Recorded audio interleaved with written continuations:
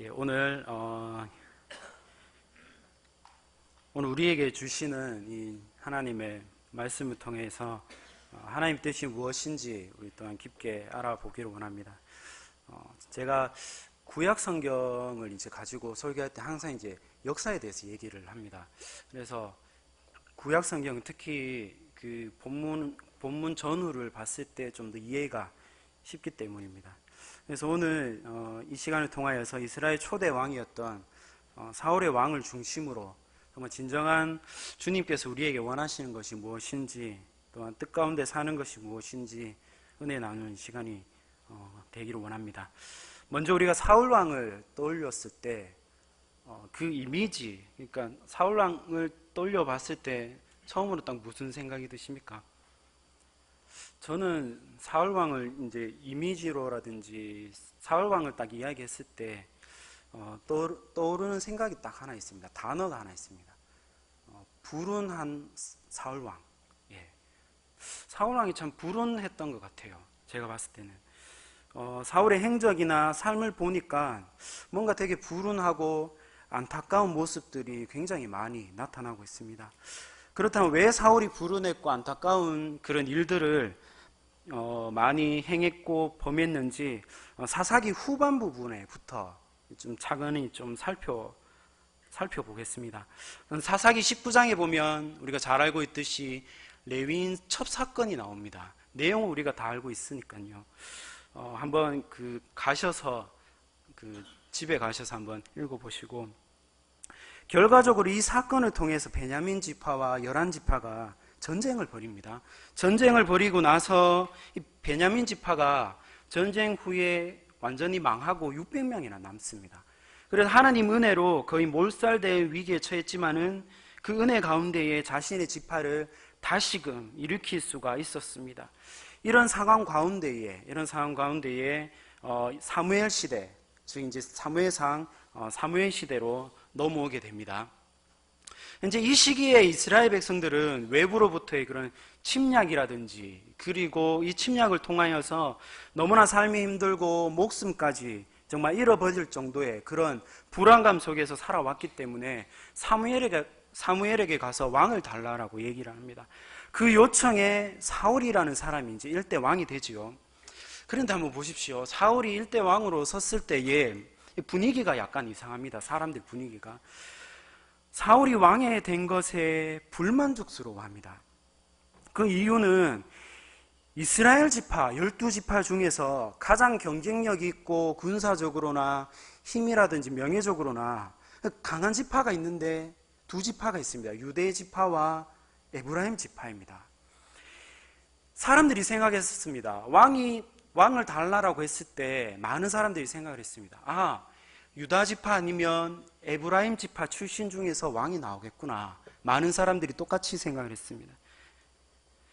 우리나라 대통령 한번 생각해 봅시다. 출신지 한번 생각해 보세요. 제가 인터넷에서 보니까 출신지가 영남 출신 아니면 보통 호남 출신 제왕이더라고요. 역대 대통령들 중에. 근데 최규하 대통령님은 강원도 원주 출신이더라고요. 근데 이분은 국민 선출로 된 분이 아니죠. 다른 분들은 다 이제 국민 선출로 됐었고요. 그리고 우리나라 정서가 대통령은 반드시 영남 출신이다, 아니면 뭐 호남 출신이다, 찍어야 한다, 이런 의식이 있어서 찍었는지는 저는 확실히 모릅니다만, 아무튼 결과론적으로 봤을 때 영남 지역 출신 혹은 호남 지역 출신들이 대통령으로 당선된 지는 굉장히 많습니다. 특히 영남 지역의 출신들이 조금 더 많습니다. 그 이스라엘도 마찬가지지요. 유다 지파 아니면 에브라임 지파 출신 중에서 되리라 생각을 했습니다. 유다 지파와 에브라임 지파는 오래전부터 그 지파의 힘을 가지고 있었습니다. 특히 그 성경에서 보시면은, 성경이 이제 남북으로 갈릴 때 그 전부터 유다는 아예 자신만의 그런 기득권을 갖고 있었고요. 그리고 이 에브라임 지파 중심으로 10지파, 11지파가 모여가지고 항상 유다 지파에 맞서 싸웠습니다. 그래서 북이스라엘의 초대 왕이 누굽니까? 에브라임 지파 출신인 여로보암이지요. 그리고 사사기에도 나오듯이 이 기드온과 입다, 이 사람들이 다 이제 그 므낫세 지파 출신인데 미디안과 전쟁을 할 때요. 미디안과 전쟁을 할 때 승리하고 돌아왔을 때 에브라임 지파 사람들이 너희들 왜 우리한테 허락받지 않고 전쟁을 했냐라고 그렇게 시비를 거는 장면들이 나옵니다. 그런 것들을 봤을 때에 정말 에브라임 지파가 또한 큰 힘을 갖고 있었고, 유다 지파는 뭐 다윗과 예수님의 그런 그 지파로 계보를 잇는 그런 지파입니다. 그래서 모든 이스라엘 백성들은 유다 지파 아니면 에브라임 지파에서 왕이 될 것으로 생각을 했던 건데 사울이 됐습니다. 사울은 어느 지파 사람입니까? 베냐민 지파 사람들입니다. 레위인 첩사건이 있었습니다. 레위인 첩사건이 있었는데 이로 인해서 베냐민 지파는 몰살될 위기에 처했던 지파였고요. 너무나도 약하고 볼품없고 그리고 무익하고 너무나 부족했던 지파가 바로 베냐민 지파입니다. 그리고 레위인 첩사건이 이 시기에 이스라엘 백성들 이 머리에 각인돼 잊혀지기 전 시기였습니다. 그런데 보십시오. 그래서 사무엘상 10장 26절에 보면 찬성하는 사람들이 나오고요. 27절에 보면 반대하는 사람들이 나옵니다. 이렇게 사울 왕은 왕의 중심인 중앙집권 체제가 이루어지지 않은 정말 불완전한 왕권으로 시작을 했습니다. 사울의 지배권은 처음부터 제한적일 수밖에 없었습니다. 그러나 사울은 정말 그 겸손함으로 하나님을 의지하면서 섬기면서 또한 이스라엘의 그 외부 침략을 인하여서 정말 구원해내고 몇 번의 전쟁을 통하여서 많은 지파 사람들한테 이제 신임을 점점 얻어오고 있었던 그런 시기였습니다. 그런데 사무엘상 13장에 보시면은 이 블레셋과의 전투에서 사울이 실수 한번 하게 됩니다. 군사력이나 그리고 전쟁을 치를 이런 그 장비들 이런 것들을 봤을 때에 사울과 그 이스라엘 군대는 블레셋과의 전쟁에서 이게 그러니까 이게 전쟁으로 불리한 상황에 놓이게 되었습니다. 이에 블레셋의 군대 앞에서 이스라엘 백성들은 이 겁을 먹고 막 숨어버리는 그런 상황이 빈번했던 것이죠. 이러한 절대절명의 그런 상황 속에서 이제 7일만 기다림이 온다던 이 사무엘이 오지 않는 겁니다. 예전에 이스라엘은 전쟁을 하기 전에 항상 하나님 앞에 제사 지내고 예배 드리면서 그 승리의 기원으로 하나님께 나아갔던 것이죠. 그런데 제사를 지내야 되는데 지금 오지 않는 거예요, 사무엘이. 그 8절에 보시면 13장 8절에 보시면 백성들이 사울에게서 흩어지는지라 지금 사무엘이 빨리 와서 전쟁에서 승리하게 해달라고 하나님 앞에 제사 지내며 예배드리며 나아가야 될 그런 시기에 사무엘이 오지 않자 군사들이 계속 지금 이제 떠나는 그런 상황입니다. 이때 사울의 마음이 어떠했을까요? 불안하고 초조했을 겁니다. 처음부터 시작이 불완전하고 약한 왕권으로 시작을 했는데 이 사태로 인하여서 정말 내 자리가 위협받을 수 있겠구나, 내 자리가 위태로울 수 있겠구나라는 그런 생각도 사울은 했을 겁니다. 그래서 사울이 직접 번제와 화목제를 가지고 하나님께 제사를 지냅니다. 근데 정말 절묘한 타이밍으로 사무엘이 와서 책망을 하지요. 그리고 하나님께서 그 사무엘의 왕을 끊을 것이라고 그렇게 선포를 합니다. 여기서 질문 하나 드리겠습니다. 우리가 인간적인 면으로 봤을 때 왕으로서 최선을 다한 사울입니다. 그런데 그에게 있어서 이 부분의 잘못은 무엇입니까? 참고로 우리가 제사장만이 드릴 수 있는 그 제사의 집례를 사울왕이 드렸기 때문이라고 하시는 분들도 계신데 후대에 보면 다윗도 솔로몬도 다 그들이 직접 번제를 드리는 경우가 있었습니다. 그런데 성경은 거기에 대해서 책망하는 경우가 하나도 없었지요. 그러면 문제는 뭡니까? 왜 사울이 잘못했습니까? 성경은 사울이 여호와께서 쌓으시는 성전과 거룩한 사명을 띤 성스러운 전쟁을 하나님께서 주도하시는 이 전쟁을 성전이라고 하는데, 이 성전을 수행하지 않았습니다. 사울은 오로지 자신이 주체가 되어서 전투의 승리를 위하여서 여호와를 이용하는 것이 바로 잘못이라고 이야기합니다. 다시 말해서 사울은 여호와의 중심인 전투에 임한 것이 아니라 자신이 중심이 된 그 전투에 여호와를 끌어들인, 그 중심이 잘못된 그런 전투를 한 것입니다. 그래서 어느 주석가는 그 내용의 증거가 바로 13장 11절 11절에 11절 12절에 정리가 잘 되어 있다라고 그렇게 이야기도 합니다. 결과적으로 하나님의 은혜로 블레셋과의 전투가 잘 마쳤습니다. 잘 끝났습니다. 그리고 나서 하나님께서 한 번 더 사울에게 기회를 줍니다. 너에게 다시금 그 잘못한 것을 만회할 수 있는 그 기회를 다시 한번 주십니다. 오늘 본문 말씀이 속한 15장입니다. 하나님께서 사무엘을 통하여서 명령하십니다. 3절에 보시면 지금 가서 아말렉을 쳐라. 그리고 그 아말렉의 모든 소유를 다 멸하라.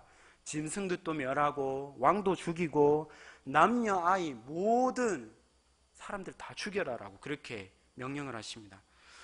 아말렉과의 전투는 이스라엘이 한 번이 아니었습니다. 출애굽기 17장을 통하여서 모세의 손이 올라가면 승리하고 내려가면 패하는 형국인 그런 전투에서 이미 이스라엘은 아말렉과의 그 전투에서 승리한 경험이 한 번 있죠. 그런데 이 전투에 하나님께서 이야기하신 것이 있는데, 반드시 내가 후에 이 아말렉이라는 이 사람들을 내가 전멸하겠다 모세에게 이야기하신 것이 있습니다. 그래서 그 명령을, 하나님의 그 약속을 지금 사울에게 맡기신 겁니다. 지금 오랜 시간이 지난 후에 사울에게 맡긴 겁니다.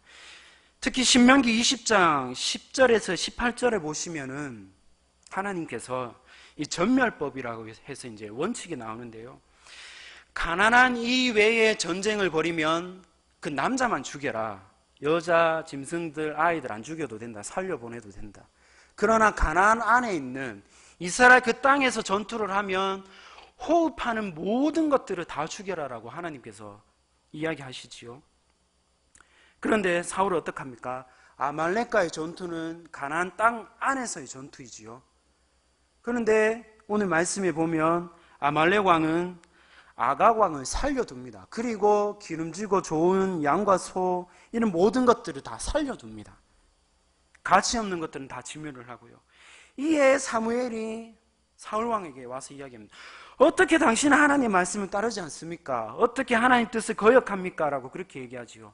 근데 사울이 변명을 합니다. 21절에 내가 여호와 하나님께 가장 좋은 것으로, 가장 귀한 것으로 제사 드리기 위하여서, 예배 드리기 위하여서 내가 양과 소를 끌고 왔습니다 라고 그렇게 얘기합니다. 그래서 오늘 본문 말씀을 얘기합니다.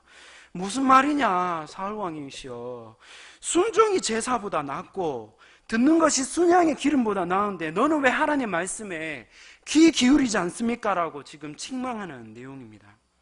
이 책망을 듣는 사울이 24절에 바로 즉시 또 잘못을 고백합니다. 내가 하나님의 뜻을 어긴 것은 백성들을 두려워하여서 그의 말을 청종하였다라고 얘기합니다. 24절 9절을 이제 유진 피터슨 목사님께서 일상 언어로 쓴 그 메시지라는 책이 있는데 한 번 더 읽어드리겠습니다. 사울이 마침내 잘못을 시인하며 고백했다. 내가 죄를 지었습니다. 내가 하나님의 말씀을, 당신의 지시를 무시했습니다. 백성을 기쁘게 하는 일에 더 마음을 두었습니다. 백성들이 원하는 대로 했습니다. 부디 나의 죄를 용서해 주십시오. 끝내 사울은 아말렉 왕을 죽이지 않습니다. 사무엘이 아각 왕을 죽이지요. 그리고 여호와 하나님께 사울 왕을 삼은 것을 후회하셨다라고 끝에 얘기를 합니다. 앞에서 말씀드린 이 두 가지 사건, 13장에 번제드린 그 사건과 15장의 아말렉 전투의 사건, 사울은 정말 왕으로서 최선을 다했습니다. 노력을 했지요. 노력을 했지만은 그 결과는 책망밖에 없었습니다. 사울의 이 같은 행동은 인간적인 면으로 봤을 때 충분히 이해됩니다. 그럴 수 있어. 괜찮아. 할 수밖에 없었던 그런 이유가 있었을 거야. 얼마나 힘들었겠어. 괜찮아. 나라도 너처럼 그렇게 했었을 거야. 인도주의 그런 관점으로 우리는 사울을 두둔할 수가 있었을 겁니다. 그런데 보십시오. 성경은 그렇게 얘기하지 않습니다. 성경은 정말 단호합니다. 아니, 하나님께서는 사울을 책망하셨습니다. 그 왕을 끊으셨다라고, 후회하셨다라고 그렇게 얘기하지요. 최선을 다한 사울의 노력은 하나님을 위한 노력이 아니었습니다. 하나님의 말씀을 청종한 그런 노력이 아니었습니다. 하나님의 뜻에 맞게 노력한 그런 노력이 아니었습니다. 모두가 다 자신을 위한 노력이었고, 사람들을 기쁘게 하는 위한 노력이었고, 그들이 원하는 대로 했었습니다. 지금 앉아 계신 여러분, 주님께서 묻습니다. 너는 지금 나의 뜻을 위해서 노력하고 있냐? 힘쓰고 있냐? 최선을 다하고 있냐라고 그렇게 질문하고 있습니다. 우리는 지금 어떻게 살아가고 있습니까? 내가 신앙생활을 하면서 이것이 하나님의 뜻이다라고 선포하면서 그 행동하는 그 모든 것들이 정작 내 이익을 위하여서, 내 삶의 안전을 위하여서, 아니면 내 인생의 안락함과 쾌락을 위하여서 살아가고 있지 않은지는 우리가 정말 그 십자가를 항상 내 삶을 비추어 보면서 점검해 나가야 합니다. 정말 사울은 이렇게 했으면 안 되었습니다. 초기 왕권이 아무리 불안정하게 시작을 했었어도, 사람의 눈에 정말 그 삶이 보였었어도 그렇게 했으면 안 되었습니다. 하나님보다 백성들의 뜻에 더 민감했고요, 사람들에게 더 큰 기쁨을 주기 위하여서 거기에 만족했었고요, 하나님의 뜻, 하나님의 명령을 거스르고 더 좋은 것을 남겼습니다. 하나님께 순종하는 모습은 온데간데 없고, 처음에 마음먹었던 그 겸손함은 온데간데 없고, 오직 자신의 생각, 자신이 이끄는 삶에만 집중했습니다. 그런데 여러분, 이 삶은 정말 우리가 살아가면 점점 가면 갈수록 피폐해져 갑니다. 생명이 없는 공허한 가시밭과 같은 삶입니다. 또한 하나님 앞에 단 한 번에 순종하지 못했던, 정말 단 한 번에 순종하지 못했던 그 삶이 정말 끝에는, 정말 훗날에는 정말 엄청난 시련과 역경으로 다가온다는 사실입니다. 대표적으로 성경에 여러 가지가 많이 나와 있는데요, 물론 제가 지금 말씀드릴 것은 그 상징적인 것이 많이 포함되어 있지만은, 에스더서에 보시면 이스라엘 백성들이 지금 몰살된 위기에 처합니다. 그 몰살 시키려고 하는 사람이 누구지요? 에스더서에 하만이지요. 에스더서 3장 1절에 보시면은 하만이라는 이름이 나오는데, 등장을 하는데 어디 사람이라고 나옵니까? 아각 사람 하만이라고 나옵니다.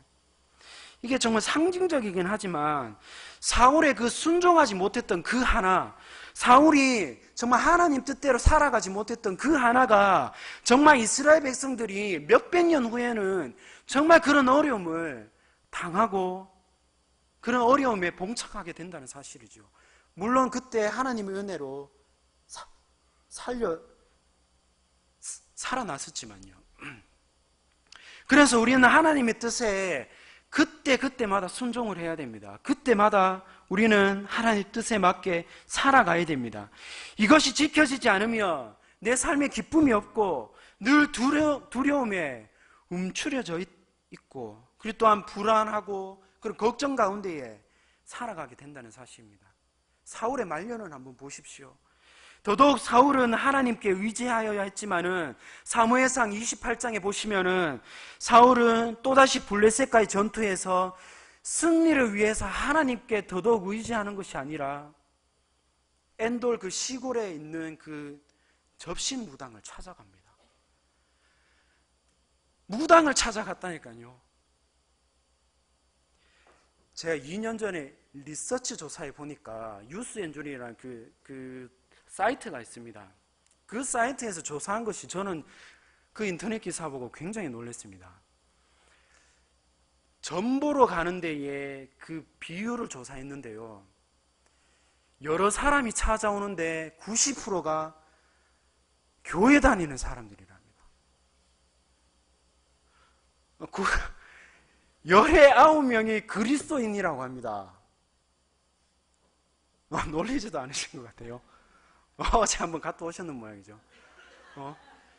90%가 그리스도인이라고 합니다. 그 사이트에서. 물론 그 사이트가 어떻게 조사했는지는 잘 모르겠지만, 아무튼 주님께서 선지자 사무엘을 통하여서 계속적으로 사무엘에게 하나님 자신의 뜻을 어필하시고 마음의 뜻을 드러내 보이시고 사인도 보내시고 정말 그렇게 하였지만 주님의 뜻에 맞게 살지 않았습니다. 사울은 사람들 기준, 세상의 기준으로 사울의 눈을 멀게 하면서까지 그렇게 사람들의 눈을 일식했던 것이죠. 세상 사람들은 다 자기가 정해놓은 그 기준과 뜻에 맞게 살아갑니다. 지금까지 경험해 온 것들, 배워온 것들, 그런 바탕으로 삶의 앞길을 다 세워놓고 살아갑니다. 그래서 사람들은 잘하고 그리고 성숙한 그 가정 안에서 그 판단하고 행동하는 그 기준들이 그때마다 다 다릅니다. 어릴 적에는 오직 자기가 좋고 싫은 것, 그 기준에서 살아가고요. 더 크면 이익과 손해 그런 것들 계산하면서 살아가죠. 그래서 사람은 더 그 성숙한 그 가정 안에서 옳으냐 그르냐의 기준대로 살아간다라고 합니다. 무엇이 옳고 그른지 그 판단에 살아간다라고 합니다.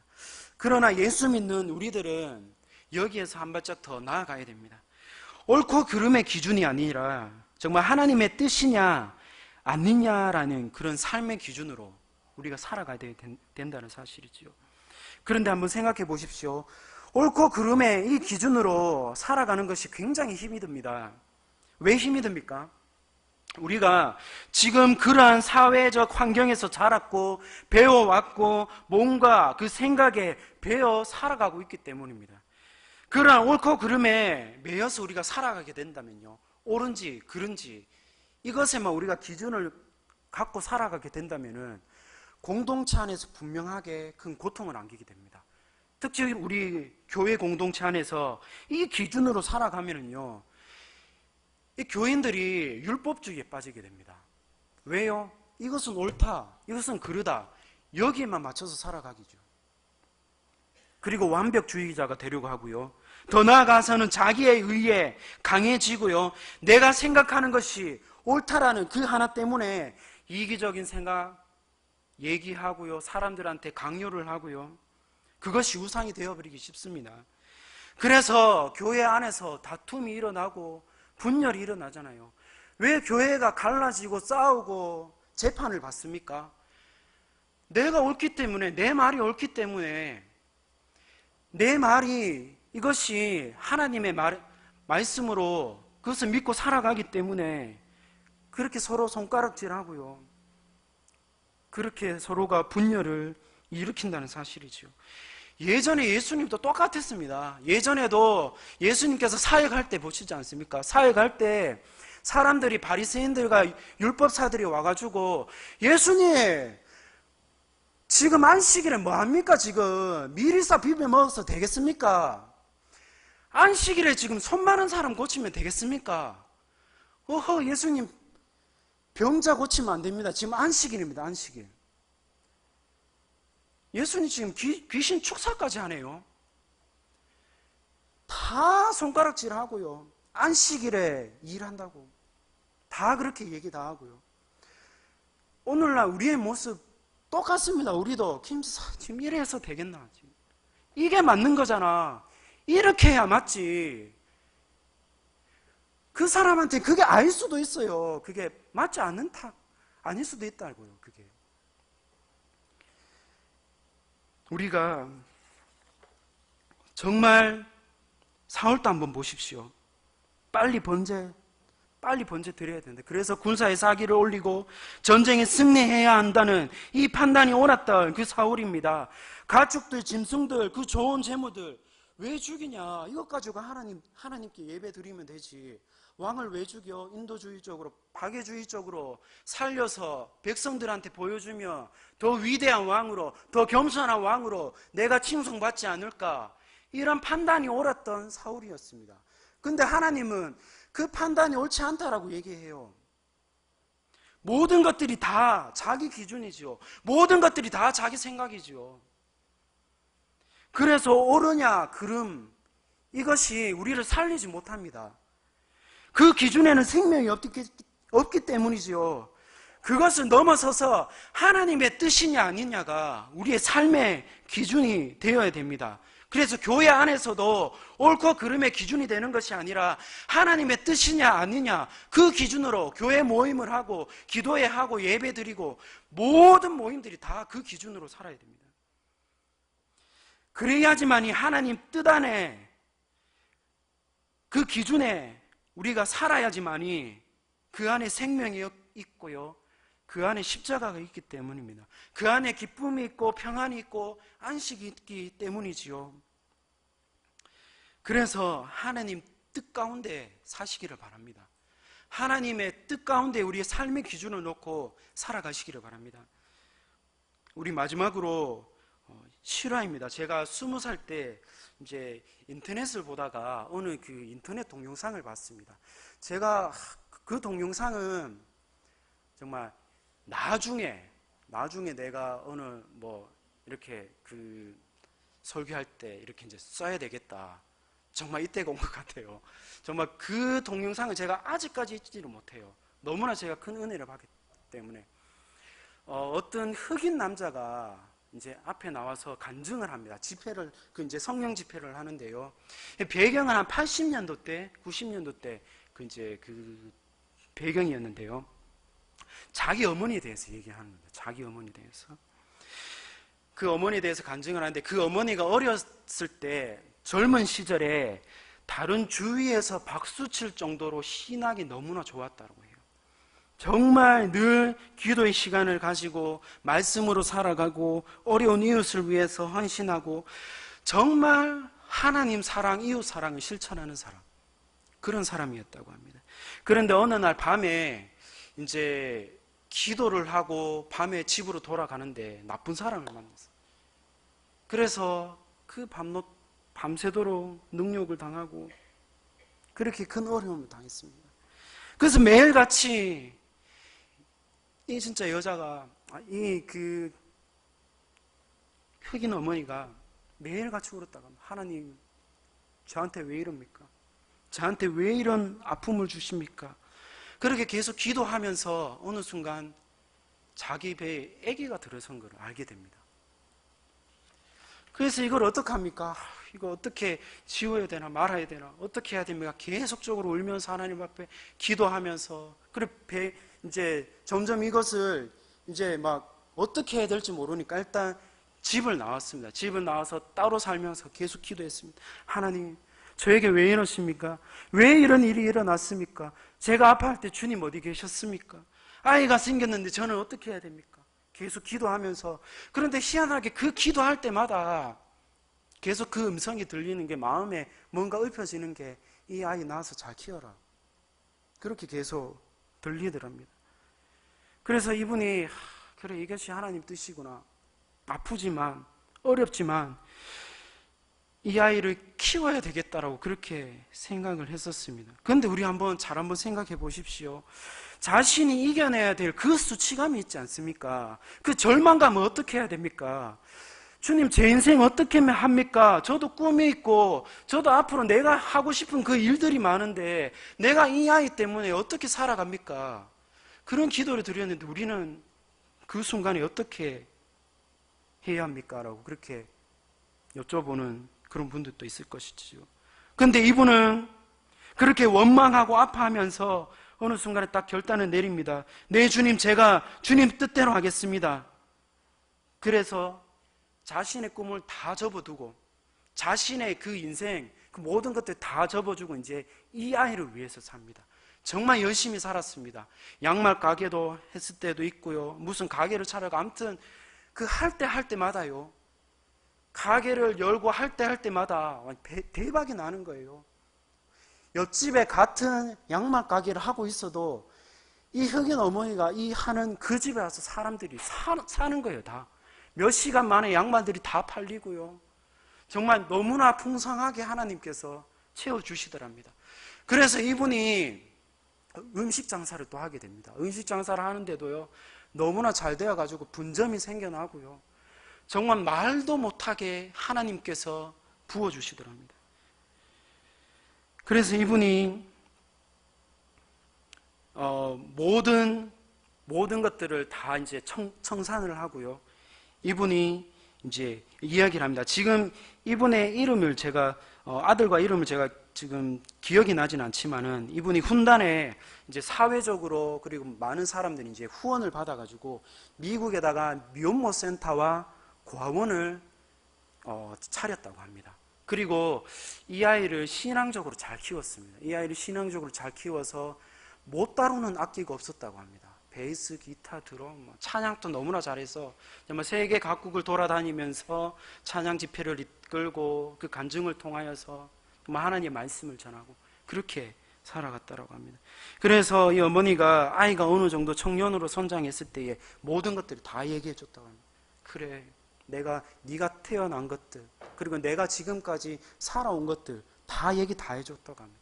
근데 그 아들이 앞에 이렇게 이제 무릎을 꿇으면서 어머니 감사합니다. 저를 살려주셔서 너무 감사합니다. 그리고 어머님 너무나 존경합니다. 사랑합니다. 라고 그렇게 이야기했었습니다. 정말 극도의 그런 고통 속에서 주님 바라보며 그 뜻대로 그 기준대로 살아갔던 이 흑인 어머니의 그 인생을 봤었을 때는 정말 큰 아픔으로 포기하고 싶었을 그 인생이었을 겁니다. 정말 모든 것들을 다 포기하고 그냥 주저앉고 살았을 그 인생이었습니다. 그러나 하나님의 뜻에 맞추어 살았던 그 삶, 그 인생, 하나님께서는 그 손을 끝까지 놓지 않으시고 붙잡아 주셨습니다. 더 큰 은총과 사랑으로 갚아 주셨습니다. 예수님께서도요, 십자가 지실 때 이렇게 기도하셨잖아요. 주님, 제가 지금 십자가를 져야 하는데요. 이 잔을 비켜주면 안 되겠습니까? 그런데 하나님 뜻대로 하십시오. 제 뜻대로 마시고 온전히 하나님 뜻대로 그렇게 해 주십시오라고 예수님께서도 하나님 뜻을 구했습니다. 이 기도가 우리의 기도가 되기를 원합니다. 하나님 뜻대로 해 주십시오라고 이 기도가 우리의 삶이 되기를 원합니다. 그래서 주님, 제 삶이 오직 하나님 아버지의 뜻대로 살기를 원합니다. 저를 이끌어 주십시오 라고 고백하면서 그리고 힘쓰면서 결단하면서 그렇게 살아가시는 우리 모든 주의 종들 되시기를 소망합니다. 우리 시간 함께 기도하겠습니다. 하나님 아버지